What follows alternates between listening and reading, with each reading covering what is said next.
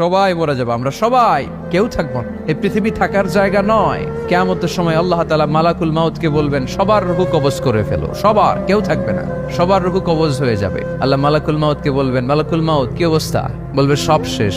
মাইয়াব্বা, কে বাকি? মালাকুল মাউত বলবে জিনেরা বাকি, যাদেরকে দেখা যায় না। আল্লাহ বলবেন জিনদেরকেও শেষ করে ফেলো, রূহ কবজ করো। মালাকুল মাউত আজরাইল জিনদের রূহ কবজ করবে। আল্লাহ এবার জিজ্ঞেস করবে, ইয়া মালাকাল মাউত আখবিরনি মাইয়াব্বা, এবার বলো আর কে বাকি? মালাকুল মাউত বলবে, আল্লাহ মানুষগুলো সব শেষ, জিনগুলাও শেষ, এবার বাকি ইবলিস শয়তান। কে বাকি? ইবলিসরেও শেষ করো, ইবলিসও শেষ। আল্লাহ আবার জিজ্ঞেস করবেন, ইয়া মালাকাল মাউতি মাইয়াব্বা, আর কে বেঁচে আছে বলো? মালাকুল মাউত বলবে, আল্লাহ আপনার কথা অনুযায়ী পৃথিবীর সব মানুষের রূহ কবজ করলাম, সব জিনদের রূহ কবজ করলাম, ইবলিসের রূহ কবজ করলাম, এখন আছে শুধু ফেরেশতা। আছে কারা? যাও ফেরেশতাদের রূহ কবজ করো, ফেরেশতাদের রূহ কবজ হয়ে যাবে। এবার আল্লাহ জিজ্ঞেস করবেন, ইয়া মালাকাল মাউত আখবিরনি মাইয়াব্বা।